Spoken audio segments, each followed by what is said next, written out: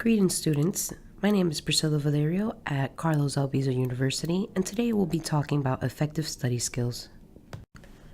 The key to becoming an effective student is learning how to study smarter, not harder. This becomes more and more true as you advance in your education. An hour or two of studying a day is usually sufficient to make it through high school with good grades, but when college arrives, there are not enough hours in the day to get all your studying in.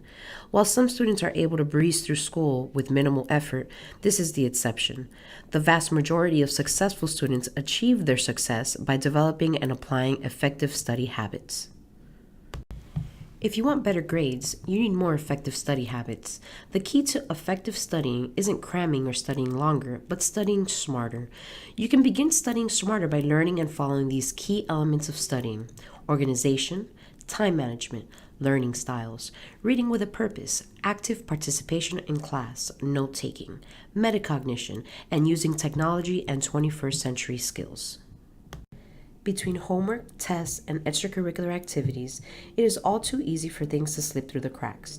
A planner can help you keep everything organized. Students should write down assignments, appointments, and to-do lists, then review items in the planner at both the beginning and at the end of the day to stay on track.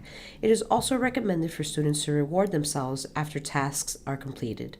Using calendars to check long-term goals is also an effective way to stay on task. It is important to plan your study time. Leave enough time for each of your subjects and more time for difficult subjects. Most college classes require about 6 hours of study per week or 2 hours of study for every hour in class. If you're a slow reader or have other study problems, you may need to plan more time. Prioritize your time and put off other activities to allow for adequate study time.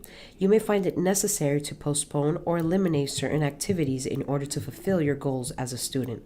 Keep a weekly and monthly schedule planner in which to record due dates of assignments, tests, papers, field trips, etc. Transfer important dates from your syllabus to your weekly or monthly planner. Make sure to schedule study times daily in your planner and to plan extra time for long study sessions before tests. Scheduling time for weekly reviews of all your notes from the beginning of class to the present helps you retain and understand information better. People learn in a variety of ways. Identifying and understanding your learning style can help you maximize your educational experiences by finding ways to make learning more efficient.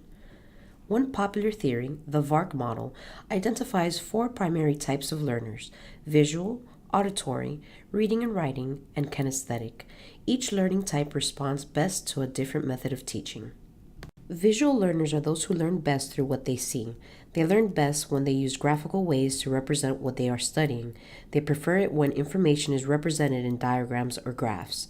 Some key behaviors or characteristics of visual learners include remembering what they see rather than what they hear, remembering diagrams and pictures, a preference to read and write rather than listen, and usually they have trouble remembering verbal instructions. Auditory learning is a learning style in which a person learns through listening. An auditory learner depends on hearing and speaking as a main way of learning.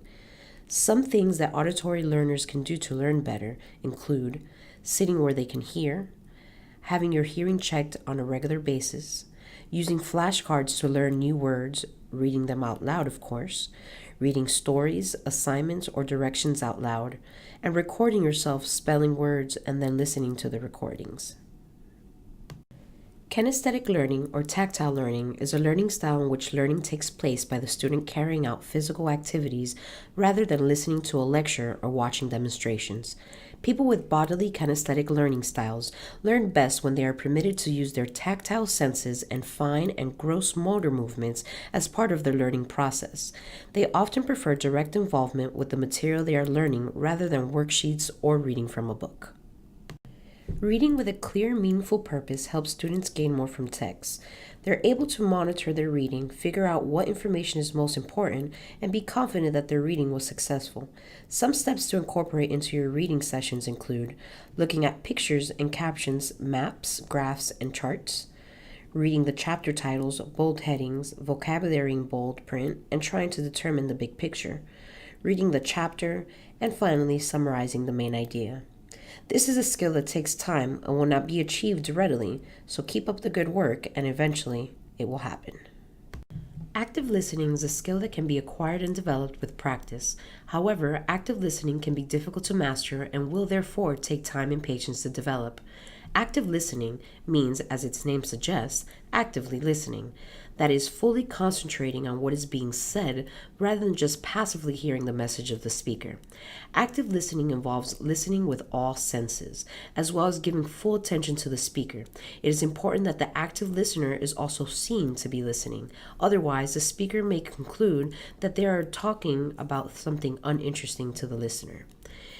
Interest can be conveyed to the speaker by using both verbal and nonverbal messages, such as maintaining eye contact, nodding your head and smiling, agreeing by saying yes, or simply to encourage them to continue. By providing this feedback, the person speaking will usually feel more at ease and therefore communicate more easily, openly, and honestly. Anyone attending college knows that there's a barrage of information students are expected to keep straight. You have a handful of classes, and each of those classes has a breakdown of units, schedules, and readings, and by the time you think you've got the hang of it, a new semester starts and the task of getting organized begins again. But spending time and energy trying to keep all the new information straight isn't an efficient use of your investment in college. Taking excellent notes and keeping them organized will help you focus on learning the information you need to know for the test. Although most of the information needed to study is given during lectures and presentations, it is important to also take notes of the things not included in the textbook.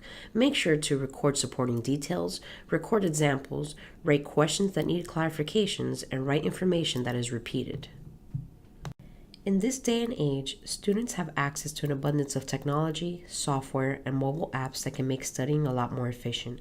Make sure to use your technological resources to your advantage. Things like Twitter, Skype, Facebook, and even some blogs can help students collaborate with other students on things like projects, presentations, and even essays. This concludes our presentation on effective study skills presented by Priscilla Valerio from Carlos Albizu University. Thank you for listening.